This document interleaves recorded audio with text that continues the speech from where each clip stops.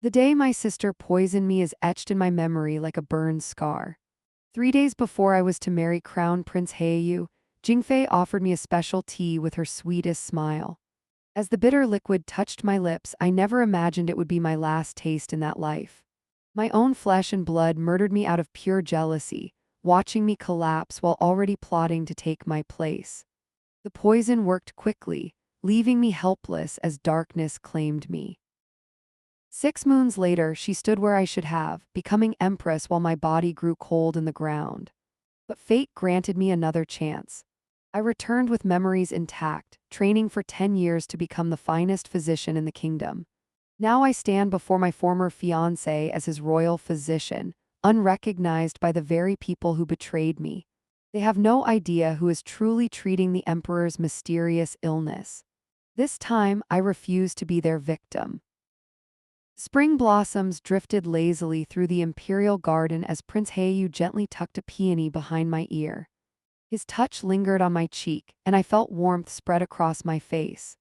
3 more days, my zigging, he whispered, his eyes reflecting the afternoon sun. 3 days and you will be my bride, the future empress of our kingdom. I lowered my gaze, still unused to the intensity of his affection. As the daughter of the court's herbalist, I had been raised to serve, not to rule. Yet Heiyu had chosen me, against the wishes of his advisors who pushed for political unions with neighboring kingdoms. Your father has approved the wedding tea ceremony arrangements, I said, changing the subject from my nervousness. The palace servants say they've never seen such extravagant preparations. Heiyu laughed, the sound warming me more than the spring sunshine. Nothing is too grand for the woman who captured my heart with her kindness rather than status. From behind a flowering plum tree, I did not notice the shadow watching us with narrowed eyes. I learned of Jingfei's presence only after my rebirth, when piecing together the events that led to my death.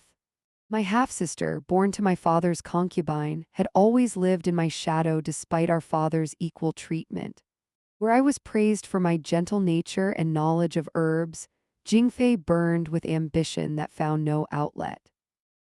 That evening, as lanterns illuminated the family compound, my handmaiden arranged my wedding clothes while I practiced calligraphy. The brush strokes helped calm my nerves about joining the royal family. A soft knock interrupted my concentration. Sister, Jingfei called, sliding open the wooden door. May I enter? I looked up in surprise. Jingfei rarely sought me out, preferring the company of court ladies who indulged her sharp tongue and gossip. She stood in my doorway, unusually demure in simple blue robes, a porcelain teapot and cups arranged on a lacquered tray. Of course, I said, gesturing to the cushion across from me. Is everything well? I wanted to apologize, she said, eyes downcast as she gracefully poured steaming tea into 2 cups. I have not been the supportive sister you deserve during this joyous time. My brush paused mid-stroke. In all our years together, Jingfei had never apologized for anything. The palace will feel empty without your presence, she continued, pushing a cup toward me. I had this tea specially blended to enhance your natural beauty for the wedding. It contains rare herbs from the western mountains. I studied her face, searching for the usual signs of mockery or deception. Finding none, I smiled and accepted the cup, touched by what I believed was a genuine moment of sisterly affection. Thank you, Jingfei. Your blessing means more than you know. The tea smelled of chrysanthemum and something else, something sharp underneath the floral notes. I hesitated for just a moment, but Jingfei watched expectantly, and I did not wish to offend her apparent goodwill. The liquid tasted bitter despite the honey she had added. I forced myself to drink it all, not wanting to waste her rare gesture of kindness. There, she said with satisfaction as I set down the empty cup. Now sleep well tonight, dear sister. You must be rested for your final fittings tomorrow. Within minutes of her departure, my vision blurred. Sharp pains spread from my stomach through my chest. I tried to call for help, but my throat constricted, allowing only a weak gasp. As I collapsed onto the floor, knocking over my writing table, I understood too late the truth behind Jingfei's sudden kindness. My death was not quick. I drifted in and out of consciousness as servants discovered me. as physicians were summoned, as my father wept by my bedside. Through fever-hazed eyes, I saw Jingfei standing in the corner of my chamber, her face a perfect mask of sisterly concern while she watched the poison complete its work. Crown Prince Heiyu arrived just before the end, his royal composure shattering as he took my cold hand in his. I tried to speak, to warn him about Jingfei, but no sound escaped my blue-tinged lips. My final memory was his tears falling onto my face as darkness claimed me completely. What followed, I learned only in my second life. My funeral was lavish, befitting the almost royal bride I had been. Heiyu commissioned a jade burial suit and ordered 30 days of mourning throughout the kingdom. My father was inconsolable, retiring from court to a mountain temple, and Jingfei? She played the grieving sister masterfully. She cut her hair in mourning and declined all social invitations, spending significant time comforting the heartbroken prince. She spoke tearfully of fulfilling my wishes, of continuing my charitable works, of keeping my memory alive at court. Heiyu's grief, though genuine, proved remarkably brief for a man who had claimed eternal devotion. Court gossip suggested that Jingfei's constant presence, reminding him of me while providing fresh comfort, gradually transformed his sorrow into new affection. 6 months after laying my body in the cold ground, Heiyu announced his betrothal to my half-sister, claiming it honored my memory by keeping the imperial connection to my family. Their wedding took place under the same flowering trees where he had once pledged himself to me. The same musicians played. She wore robes of similar design to those that had been created for me. The perfect, calculated insult to the life she had stolen. I know these things because some part of my spirit lingered, tethered to this world by rage and betrayal. I witnessed their happiness built upon my grave until the darkness finally pulled me completely away. My last thought was a promise. If fate ever granted me another chance, I would not rest until justice was served. And fate, it seems, has a taste for vengeance as bitter as the poison that ended my first life. Being reborn is not like waking from a dream. It is violent, confusing, and terrifying. My adult consciousness slammed into the body of a newborn, my first breath in this second life a scream of remembered agony. I recalled everything, from Jingfei's betrayal to Heiyu's fickleness, yet was trapped in the helpless form of an infant. This contradiction nearly broke my mind during those early years.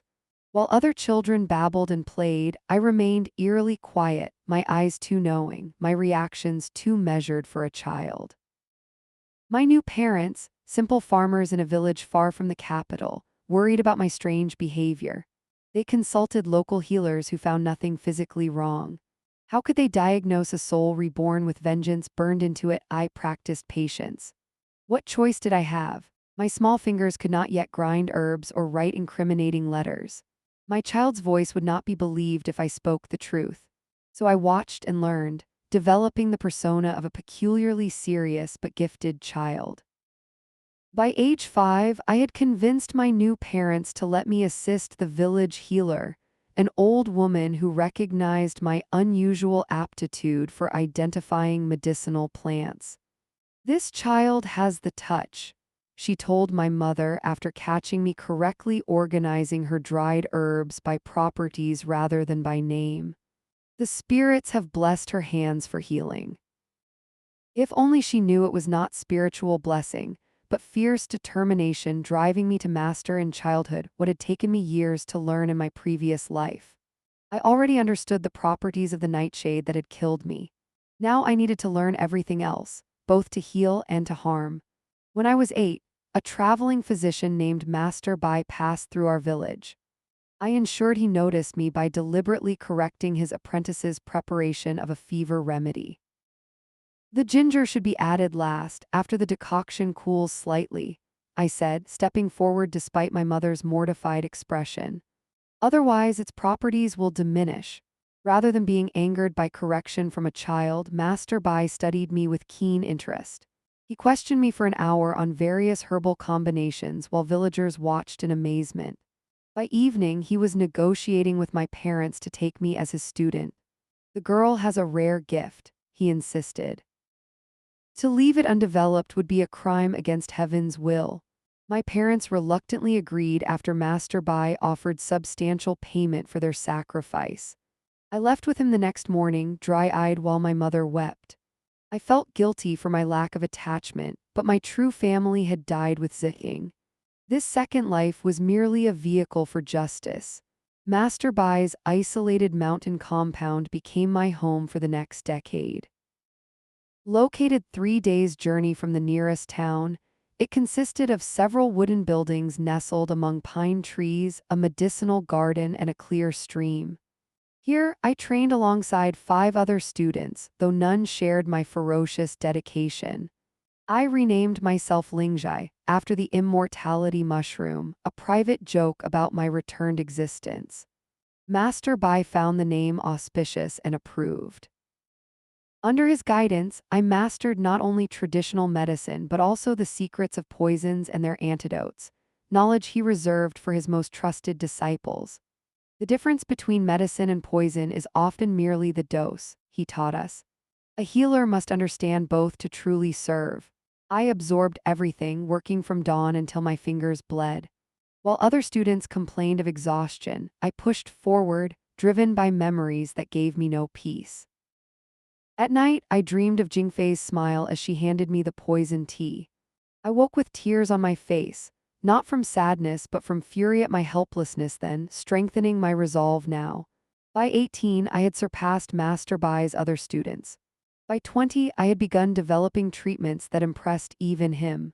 Your hands find solutions where others see only death, he remarked after I successfully treated a child given up as lost to river fever. But there is darkness in your determination, Lingjai. What drives you to master these arts with such intensity? I never shared my true story with him or anyone. Instead, I spoke of a fictional physician grandfather who had inspired me, of a desire to honor his memory by achieving greatness. Master Bai suspected there was more but respected my privacy. In my 10th year at the compound, a merchant brought news that changed everything. Emperor Heiyu had fallen mysteriously ill. Imperial physicians were baffled by symptoms that appeared and retreated without pattern. The empress had ordered prayers and sacrifices throughout the kingdom while summoning healers from every province. That night, I walked alone by the stream, my mind racing with possibilities. Could fate have handed me such perfect opportunity? Was Jingfei herself responsible for Heiyu's illness? The symmetry would be exquisite if she now poisoned the man she had once killed for. When I announced my intention to travel to the capital and offer my services, Master Bai attempted to dissuade me. The imperial court is a nest of vipers, he warned. Your talent will provoke jealousy, your youth will invite dismissal, and your gender will ensure contempt from the court physicians. Then I must be more clever than they expect, I replied, already packing my herbs and instruments. He sighed but did not forbid my departure. Instead, he presented me with a wooden box containing rare ingredients and a jade pendant marking me as his disciple. If you must throw yourself into the serpent's pit, at least go with proper weapons, he said. This will grant you some measure of respect among those who recognize true knowledge.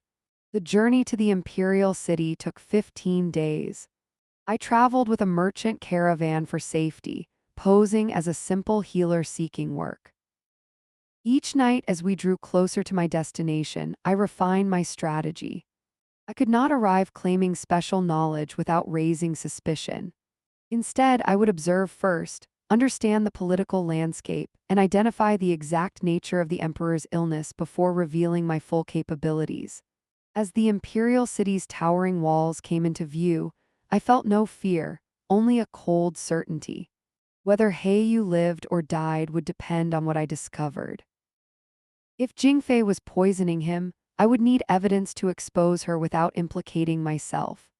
If his illness had natural causes, I would cure him only to gain his trust before revealing Jingfei's past crime. The gates opened to admit our caravan. I stepped through them as Lingjai, master physician, leaving behind the naive Ziying who had died there. The grand palace rose in the distance, its golden roofs gleaming in the sunlight, just as I remembered from my first life. Somewhere within those walls, the two people who had betrayed me continued their stolen life. unaware that their victim had returned with skills specifically honed for their undoing. I straightened my simple travel robes and touched the jade pendant at my neck. 10 years of preparation were about to be tested. I was no longer the trusting bride who accepted a poisoned cup. I was the poison and the cure both, and I would decide which to administer. Entering the imperial palace required more than merit. I learned this lesson quickly upon arrival when palace guards blocked my path despite my presentation of Master Bai's credentials. They directed me to a processing area where dozens of physicians from across the kingdom waited, some for days already, hoping for a chance to examine the emperor. Another country healer thinking she can solve what imperial physicians cannot, scoffed an elderly man in elaborate silk robes when I took a seat in the crowded antechamber. Go home, girl, before you embarrass yourself. I ignored him, instead observing the political dynamics at play. Court officials moved between the waiting healers, clearly assessing not just medical knowledge but also wealth, connections, and potential usefulness to palace factions. This was a game with rules I needed to master quickly. By midday, I had identified the head of the imperial physicians, Dr. Zhao, a thin man with a perpetual frown who dismissively interviewed each new arrival. When my turn came, his contempt was immediate. A woman from the mountains, he said, barely glancing at Master Bai's jade pendant. How quaint! What special herb have you traveled so far to suggest? Some magical root only you can identify. Rather than defend my credentials, I changed tactics. I specialize in identifying poisons and their effects, particularly those that mimic natural illness, I said simply. Given the emperor's cyclical symptoms and the failure of traditional treatments, perhaps a different perspective would be valuable. His eyes narrowed slightly. The word poison had struck a nerve, confirming my suspicion that the imperial physicians had considered this possibility but were reluctant to suggest it openly. Such an accusation, even clinical in nature, implied treasonous activity within the palace. Wait here, he ordered before disappearing through an ornate door. He returned with a senior court official who introduced himself as Minister Chen, head of the emperor's household bureau. After a brief private consultation, they led me to a secluded room where a detailed written account of the emperor's symptoms awaited. Diagnose the illness from these records, Minister Chen commanded. If your assessment proves insightful, you may be permitted to observe the imperial physicians during their examination tomorrow. The records revealed a pattern obvious to anyone with my specific knowledge. The emperor suffered from episodes of abdominal pain, numbness in his extremities, and vision disturbances that appeared suddenly and faded gradually. The symptoms matched slow arsenic poisoning administered at irregular intervals, likely in food or drink that only the emperor consumed. I wrote my analysis carefully, noting the pattern without explicitly accusing anyone. Instead, I suggested several rare herbs that could counteract such symptoms regardless of cause and outlined a testing method for the emperor's food. Minister Chen returned hours later, his expression revealing nothing as he read my response. Physician Lingjai, you will attend tomorrow's imperial examination, he announced finally.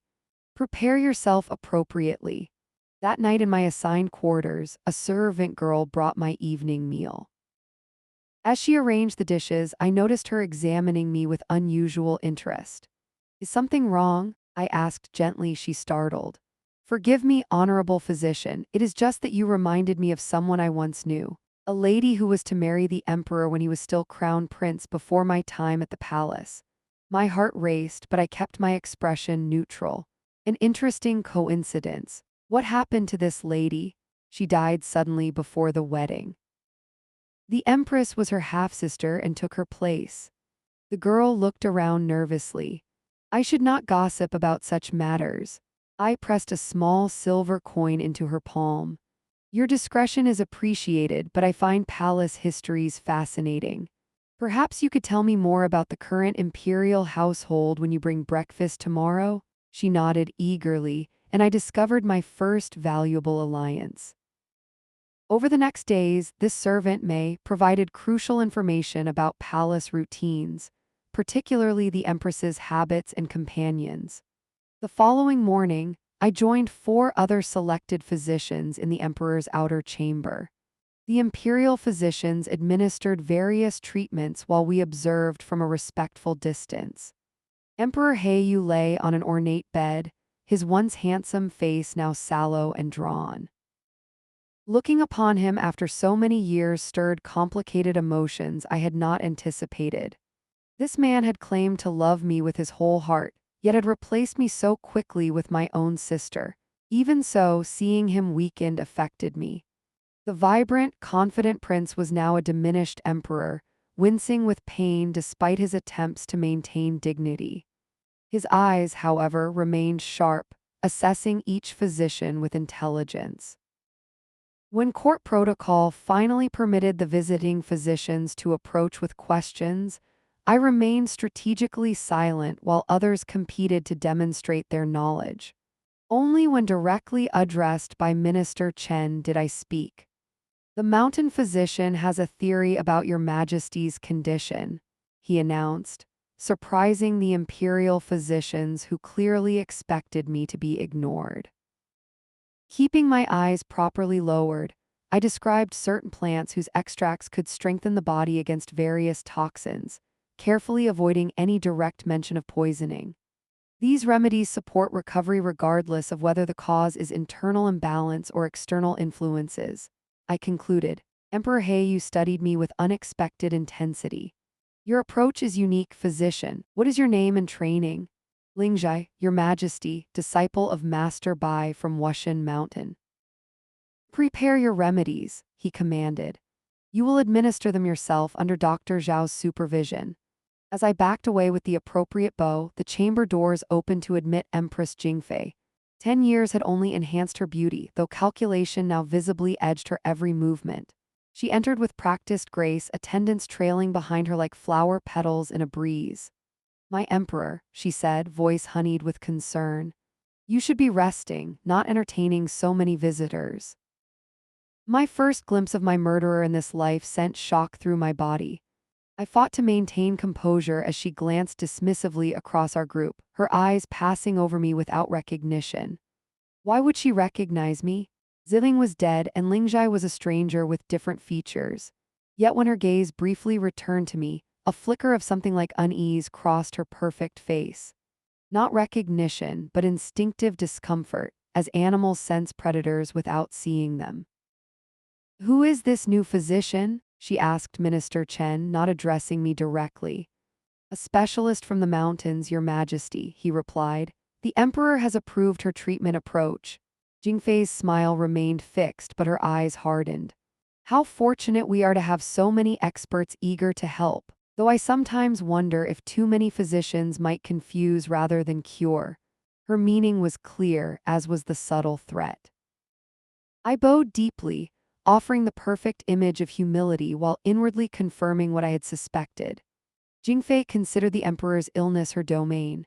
My presence threatened whatever plan she had in motion.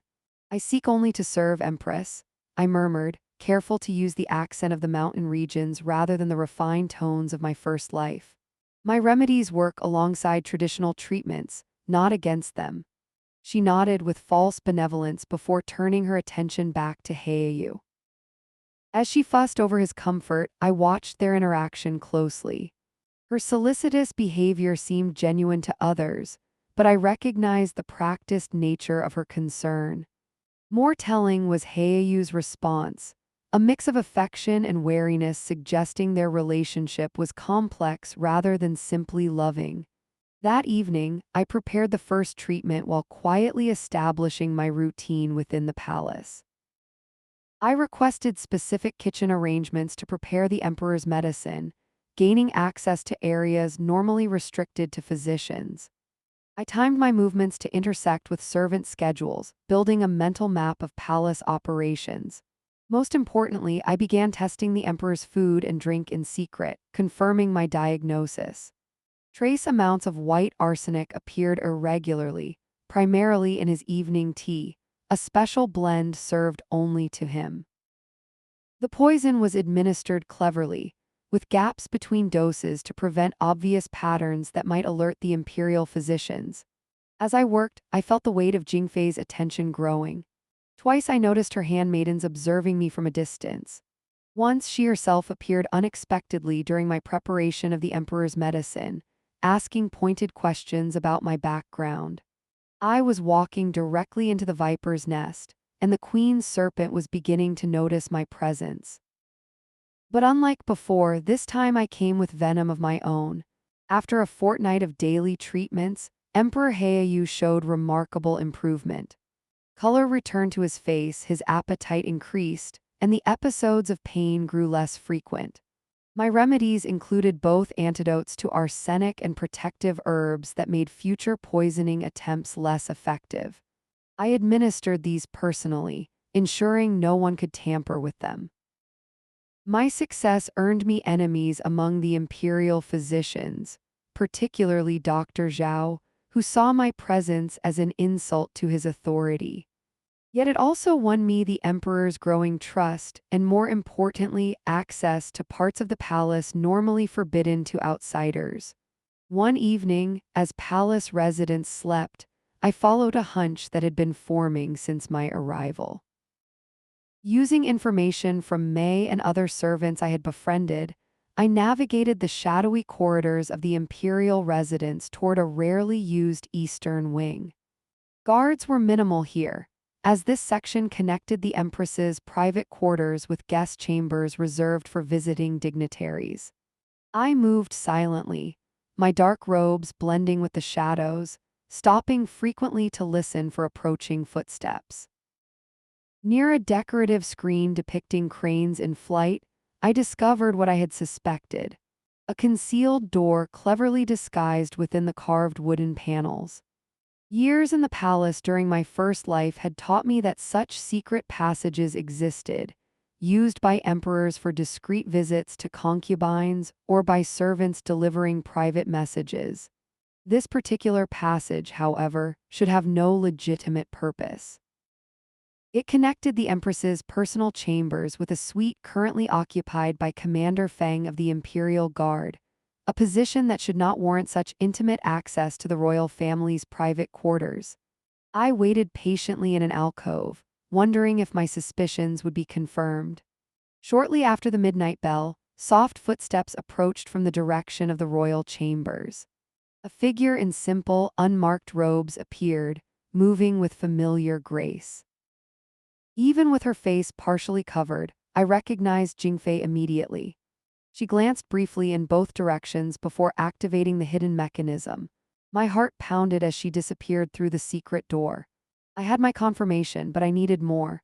Moving cautiously to the panel, I pressed my ear against the wood, straining to hear the conversation beyond. "We must accelerate our timeline." Jingfei's voice came faintly through the door. "This mountain physician is countering the effects faster than anticipated." "Patience, my love," a male voice responded, presumably Commander Feng. "Too swift a death will raise unwanted questions. The poison must appear to be a natural illness that worsened despite all efforts." "I have waited years for this moment," Jingfei hissed. "With Heiyu gone and no heir, your military support will secure my regency. I will not let some countryside herb gatherer ruin everything." "Then perhaps this physician should suffer an unfortunate accident," Feng suggested, his tone chillingly casual. "The palace can be dangerous for outsiders unfamiliar with its ways." Their voices dropped lower, discussing details I could not clearly discern. I retreated silently, mind racing with both triumph and caution. I now had confirmation that Jingfei was indeed poisoning the emperor, using the same method she had once used on me, a bitter symmetry that felt like cosmic justice. More importantly, I understood her motive and discovered her accomplice. Yet this knowledge placed me in immediate danger. Lingering too long could prove fatal if discovered, so I made my way back to my assigned quarters, careful to establish a plausible alibi by stopping to check on a brewing medicine along the way. Should anyone question my movements, I could claim concern for my patient prompted a late-night visit to my workroom. The following days required careful calculation. I needed to continue healing the emperor while gathering evidence of Jingfei's treachery that would stand up to imperial scrutiny. Accusations against an empress required absolute proof, especially from an outsider like myself. I increased the potency of Heiyu's protective treatments while appearing to maintain the same regimen. To counter growing suspicion from Dr. Zhao, I began sharing credit for the emperor's improvement, allowing him to claim certain aspects of the treatment as his own innovation. His pride thus soothed, his opposition diminished slightly. Emperor Heiyu's attitude toward me evolved in unexpected ways. As his strength returned, he requested private consultations where our discussions often strayed beyond medical matters. He found my knowledge of literature and court history unusual for a mountain physician, though I carefully attributed such learning to Master Bai's comprehensive education. "There is something familiar about you, Physician Lingjai," he remarked during one such meeting. "A quality that resonates like a half-remembered melody." I kept my expression neutral despite my racing heart. "Perhaps your Majesty is simply responding to the familiarity that develops between healer and patient." His eyes studied me with uncomfortable intensity. "Perhaps, or perhaps you remind me of someone I knew long ago." These moments threatened my disguise more than Jingfei's suspicions. I had not counted on Heiyu's emotional intelligence or the possibility that some essence of Ziying might shine through Lingjai's carefully constructed persona. To complicate matters further, I began to detect hints of romantic interest in his behavior, creating an ethical and emotional dilemma I had not anticipated. I reminded myself nightly that my purpose was justice, not rekindled romance. The man before me had been quick to replace me once. His current interest was meaningless. Yet some traitorous part of me responded to the echoes of our former connection, forcing me to guard not just my identity but my heart as well. Meanwhile, Jingfei escalated her counteroffensive through palace politics. She arranged for renowned physicians from neighboring kingdoms to visit, ostensibly to consult on her husband's case, but actually to diminish my role. She suggested moving the emperor to the summer palace for healing air, which would remove him from my care.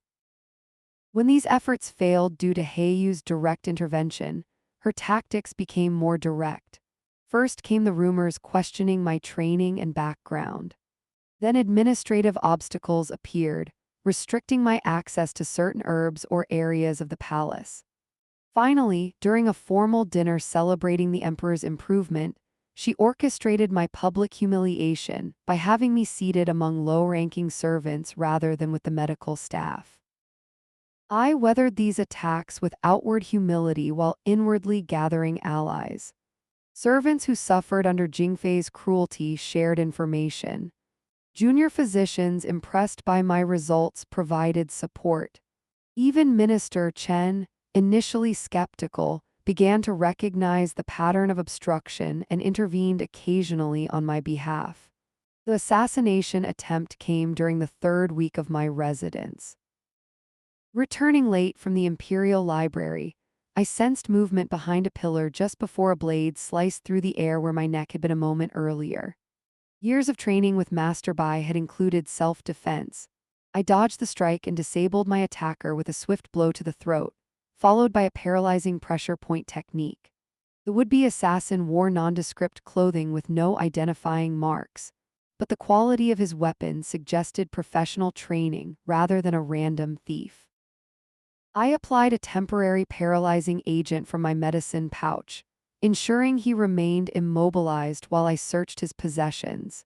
Hidden in his boot, I found what I had hoped for: a small jade token bearing Commander Feng's personal insignia, typically given to soldiers directly under his command.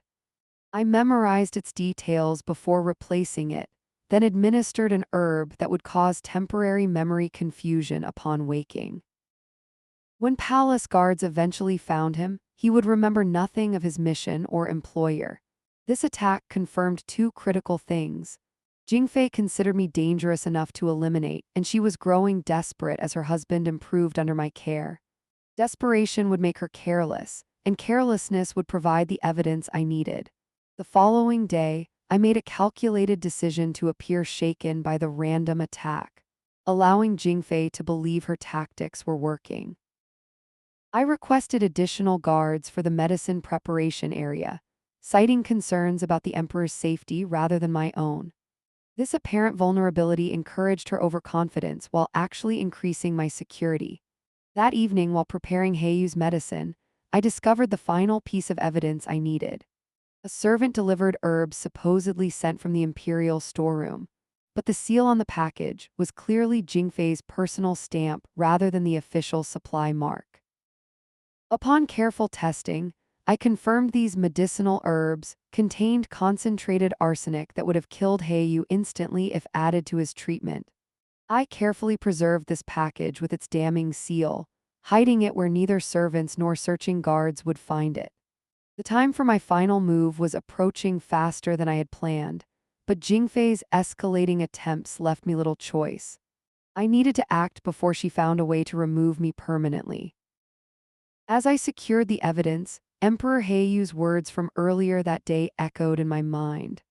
Looking at me with unexpected vulnerability, he had said, "I once lost someone very dear to me through my own blindness. I sense that fate offers a rare second chance in your presence, though I cannot explain why." The irony threatened to overwhelm me. He sensed the truth without recognizing it, while I plotted justice that would destroy his current life. Yet as Jingfei's actions grew more desperate, I wondered who was truly blind in this palace of shadows and secrets. My carefully constructed facade nearly collapsed the next morning when an elderly servant named Madame Liu entered the medicine chamber as I was grinding herbs. She froze mid-step, a tray of fresh water suspended in her trembling hands, her roomy eyes widening in shock. "Lady Ziying," she whispered, so softly I almost missed it. I maintained my grinding motion, not looking up. "You mistake me for someone else, honored elder. I am physician Lingjai." She set down her tray and moved closer, studying me with the intensity only the very old can muster.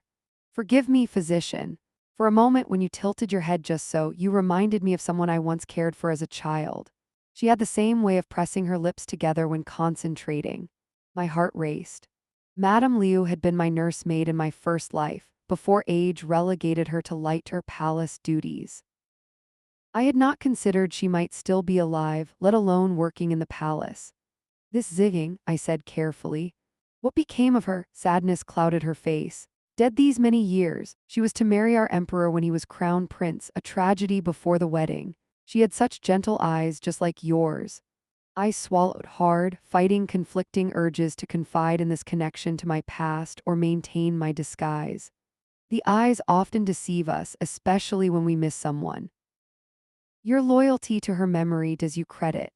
Madame Liu nodded slowly, unconvinced but unwilling to pursue the matter.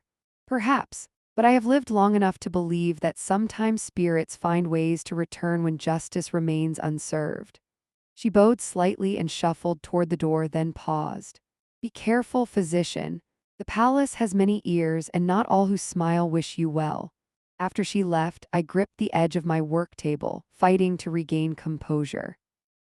I had prepared for many contingencies, but not for being recognized by someone who knew me before I could even speak. If Madame Liu harbored suspicions, others might too. I needed to accelerate my plans. That afternoon, I was summoned to the emperor's private study, an unusual location for a medical consultation. I arrived to find Heiyu alone, standing by a window overlooking the imperial gardens. He wore simple robes rather than formal court attire, making him look more like the young prince I had known than the emperor he had become. "Physician Lingjai," he said without turning. "Do you believe in ghosts?" I remained by the door, maintaining proper distance. "I believe unfinished business can haunt us, Your Majesty, whether through supernatural means or merely in our minds." He turned then, studying me with uncomfortable intensity. "A diplomatic answer. Let me ask differently. Do you believe a person's essence might somehow return in another form when fate or heaven demands balance?" My mouth went dry. "Such philosophical questions exceed my humble medical training, Your Majesty." "Yet you exceed your humble training in many ways," he countered. Your knowledge of court poetry, which you accidentally revealed yesterday. Your understanding of imperial protocol beyond what any mountain physician would know. Your handwriting, which Minister Chen noted bears striking similarity to a style popular among noble ladies a decade ago. I felt control of my carefully constructed world slipping. I had many opportunities to learn from scholars who visited Master Bai for treatment. Yu took a step toward me. There is another explanation. Before he could continue, the door opened, and Empress Jingfei entered without announcement, her timing too perfect to be coincidental. She must have been listening outside. My emperor, she said, smoothly inserting herself between us. The ambassador from the northern kingdom awaits your audience, and physician Lingjai surely has duties to attend to. The tension in the room crystallized into something dangerous. Yu's expression hardened as he looked between us, some realization forming behind his eyes. Indeed, he said finally. We will continue our discussion another time, physician. I bowed and retreated, feeling Jingfei's calculating gaze on my back. She had sensed the direction of the emperor's thoughts and intervened. Whether to protect herself from exposure or to prevent him from forming an emotional connection with me remained unclear, but her action confirmed my growing danger. That evening, I finalized my evidence dossier, securing samples of the poisoned herbs, documenting the pattern of the emperor's symptoms, and including detailed observations of Jingfei's suspicious activities. I created 2 identical sets, hiding one in a place only I knew and arranging for the second to reach Minister Chen should anything happen to me. I knew Jingfei would make her move soon. The combination of the emperor's recovery, his growing suspicions about my identity, and her failed assassination attempt had pushed her toward desperate action. I did not have to wait long. The imperial court announced a celebration banquet for the emperor's recovery, scheduled for the following evening. All court officials, distinguished physicians, and honored guests would attend, with the imperial family presiding. My invitation arrived with a personal note from Empress Jingfei requesting that I prepare a special presentation of my medical techniques for the assembled dignitaries. The trap was obvious but unavoidable. To refuse would surrender all I had worked toward. To attend meant walking directly into whatever scheme Jingfei had prepared. I chose the latter, but with my own counter-preparations. The banquet hall gleamed with lanterns and polished silver when I arrived, dressed in the formal physician's robes provided for the occasion. Court musicians played softly as officials and nobles circulated, their silken garments rustling like autumn leaves. I was directed to a seat of honor near the imperial table, a position that under normal circumstances would indicate favor but now felt like a spotlight on a condemned prisoner. Emperor Yu entered with appropriate ceremony, looking stronger than he had in weeks. Empress Jingfei followed, resplendent in imperial gold and crimson robes, her beauty enhanced by jewels that caught and scattered light with each graceful movement. I noticed Commander Feng positioned among the high-ranking military officials, his expression carefully neutral though his eyes followed Jingfei whenever protocol allowed. The meal progressed through elaborate courses, each more sumptuous than the last. I ate sparingly, alert for any sign of Jingfei's intended move. It came with the ceremonial tea, served personally by the empress to honor those credited with the emperor's recovery. Physician Lingjai, she announced, her voice carrying through the now quiet hall. Your extraordinary skills deserve special recognition. I have prepared this tea using rare herbs from my personal collection, similar to those used in your remarkable treatments. She approached with a lacquered tray bearing a single cup, its contents steaming invitingly.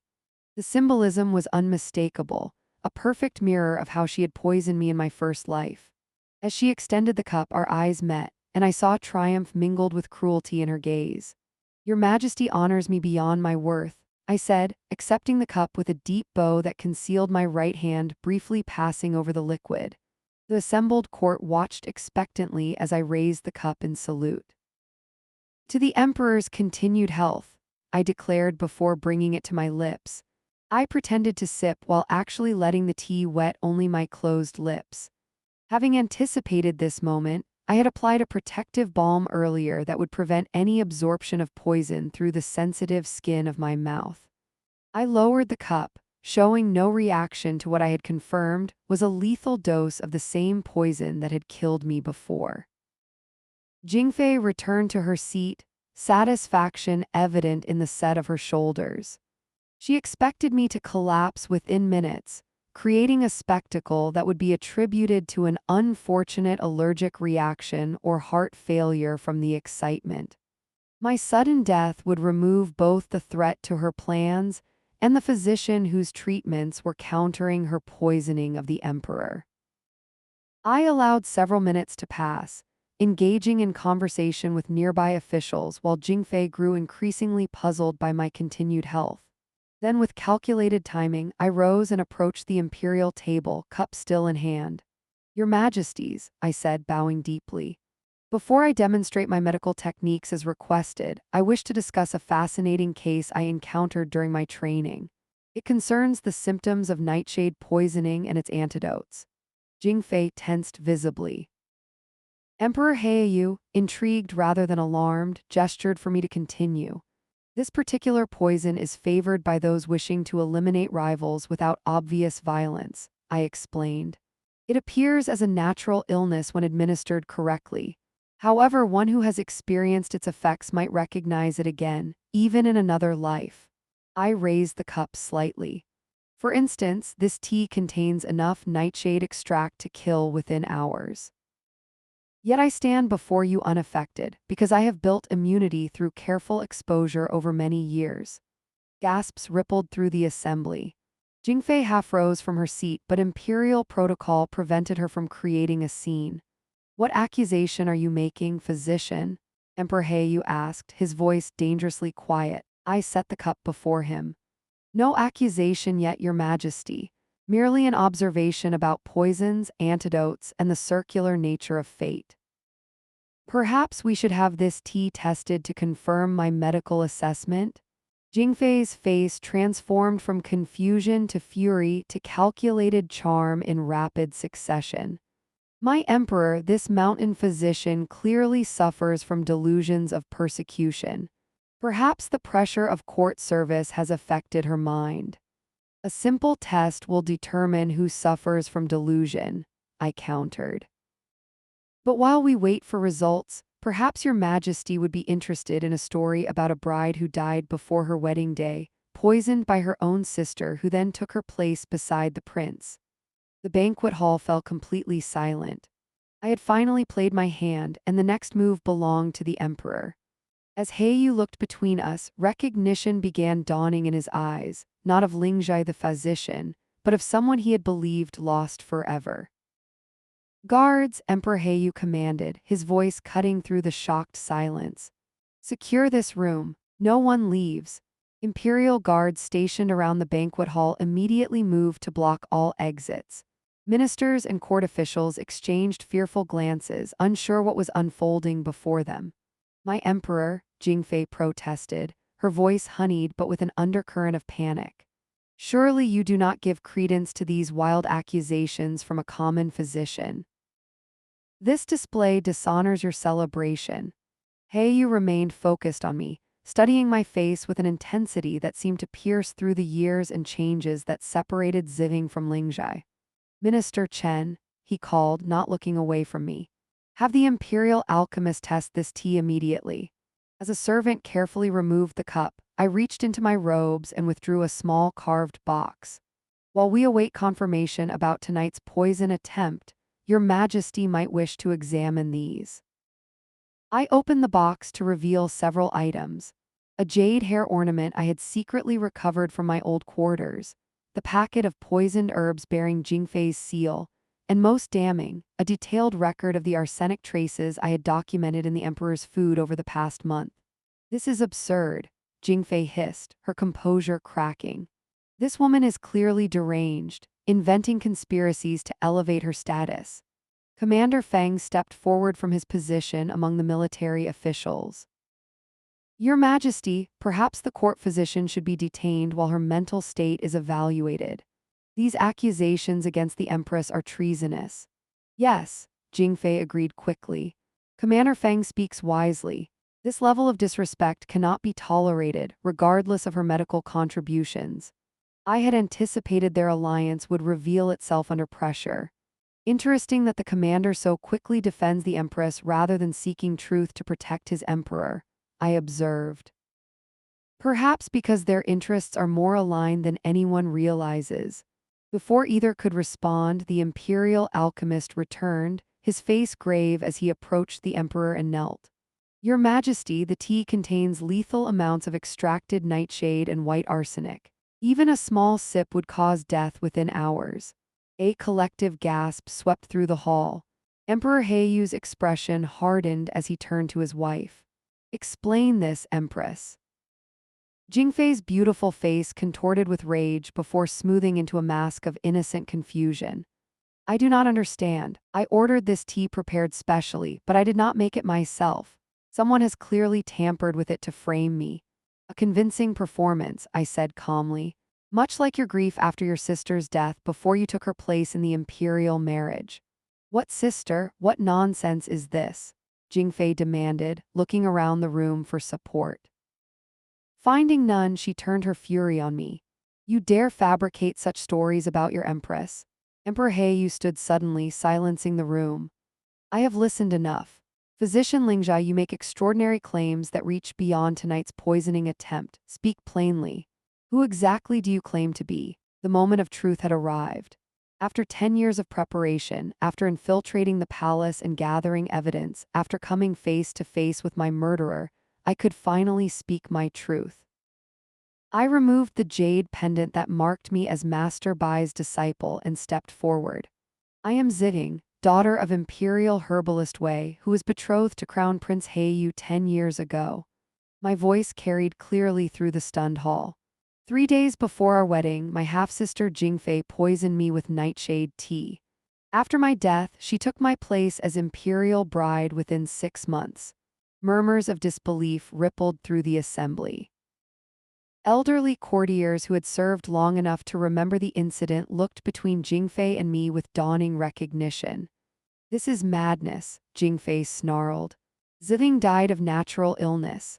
I mourned her as deeply as anyone. Madame Liu, I called out. You served as nursemaid to both Ziding and Jingfei. Come forward and speak truth. The elderly servant I had encountered earlier emerged trembling from among the palace staff. She approached slowly, tears streaming down her wrinkled face as she studied me. I recognized you days ago but feared I was seeing ghosts, she said, her voice quavering. But now I am certain. The eyes, the voice when not disguised by mountain accents, even the way you hold your hands. You are indeed Lady Ziding, though heaven alone knows how this miracle occurred. Heiyu stepped down from the imperial dais, protocol forgotten, as he approached me. Is it truly possible? He whispered, searching my face. Ziding. I met his gaze directly for the first time without the deference of a physician to emperor. It is, though I return not for love but for justice. Commander Feng, seeing his position crumbling, suddenly drew his sword. This is treason and witchcraft. I will protect the Empress. Imperial guards immediately surrounded him, but not before Jingfei seized the moment of confusion to snatch a decorative dagger from a nearby table. She lunged toward me with the desperation of a cornered animal. I sidestepped her attack with the fluid grace Master Bai had taught me, catching her wrist and applying pressure to a specific point that caused her fingers to spasm open, dropping the weapon. In one continuous movement, I forced her to her knees before the Emperor. Your true nature reveals itself at last, sister, I said quietly. Guards quickly secured both Jingfei and Commander Feng.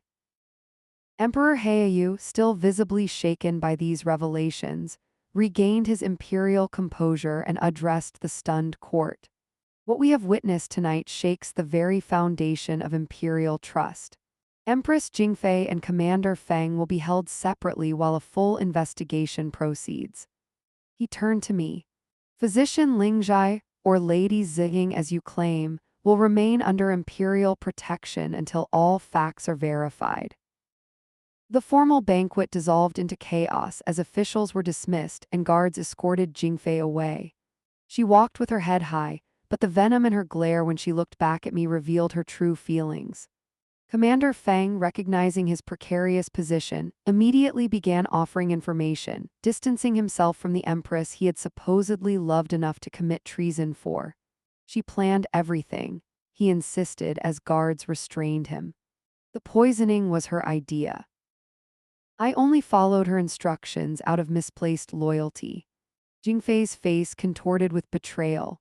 Coward, you approached me with the plan to take the throne together. You swore your love would transcend all obstacles. Their mutual accusations provided the final confirmation of their conspiracy. Within days, imperial investigators uncovered the full extent of their plot, including correspondence detailing their affair and plans to rule together after Heiyu's death. The trial was swift by imperial standards. Jingfei was found guilty of attempted regicide, previous murder, and high treason. The penalty was execution by the agonizing death of 1,000 cuts, a punishment reserved for the most serious crimes against the empire. The night before her execution, I requested permission to visit Jingfei in her cell. Guards accompanied me but remained outside at my insistence. My sister sat on a simple straw mat, her once luxurious robes replaced by coarse prison garments, her elaborate hairstyle now a tangled mass. "Have you come to gloat, ghost?" she asked, not looking up. "I came to understand," I replied, remaining standing. "Why did you hate me enough to take my life?" Finally, she raised her head, her beautiful face hollow with defeat but her eyes still burning with resentment. "Because everything came easily to you. Father's love, respect at court, the crown prince's devotion. While I, despite equal beauty and intelligence, remained in your shadow. When I saw how Heiyu looked at you, something broke inside me. If I could not have what was given freely to you, then you should not have it either. And after I was gone, did you find happiness in your stolen life?" A bitter laugh escaped her. "Happiness? Heiyu never loved me as he loved you. I was always the replacement, the consolation. Power became my only comfort, and even that required constant manipulation to maintain. Your ghost haunted my marriage bed even before you returned in the flesh. I studied this woman who shared my blood yet remained a stranger in her capacity for cruelty. I pitied you once, sister. Now I merely see the emptiness that drove you to destroy what you could not possess." The following day, I did not attend the execution. My vengeance was complete without witnessing her final suffering. Instead, I went to the imperial garden where Heiyu and I had once planned our future together. He found me there, approaching without royal entourage for the first time since my return. "The sentence has been carried out," he said simply. "Justice is fulfilled according to imperial law." I nodded, feeling neither triumph nor sadness, only a strange emptiness where my decade of purpose had resided. "Ziying," he said, using my true name carefully like something fragile. "I have dismissed the court for the day. Will you walk with me as we once did?" We strolled in silence through flowering trees, the weight of shared history between us. Finally, he spoke again. "When I lost you, something within me broke. I allowed myself to be consoled too quickly, blinded by grief and Jingfei's careful manipulation. There is no excuse for my weakness, only eternal regret. We were both victims of her deception," I acknowledged, "though your suffering was of a different kind than mine." He stopped beneath a blossoming cherry tree, looking at me with unveiled emotion. "The throne has no heir. The court advisors are already suggesting potential imperial brides, but I find myself unwilling to consider anyone except the woman I should have married 10 years ago. Ziying, will you accept the position that was rightfully yours? Will you become my empress?"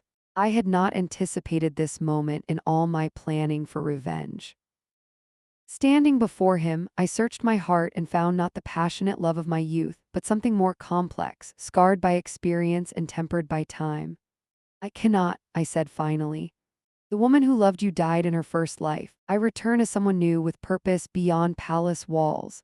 The imperial court would always see me as a curiosity, a ghost returned. Neither of us would find peace in such a union. Though disappointment shadowed his face, understanding gradually replaced it. What will you do now that your purpose here is fulfilled? 1 year later, I stood on a hillside overlooking a valley where my medical academy flourished. Students from across the kingdom sought training in the balance techniques I had developed, combining traditional medicine with Master Bai's specialized knowledge. Common villagers received the same care as nobles, fulfilling a vision far removed from imperial politics. A messenger arrived bearing an imperial scroll. Breaking the royal seal, I found a formal decree acknowledging Lady Ziging's rightful place in imperial history, clearing my family name of all dishonor, and establishing an endowment for medical education in perpetuity. At the bottom, in the emperor's personal hand rather than a scribe's formal characters. Your wisdom exceeded mine as always. Find the peace I could not offer you. I placed the scroll in the brazier, watching the expensive paper curl and blacken.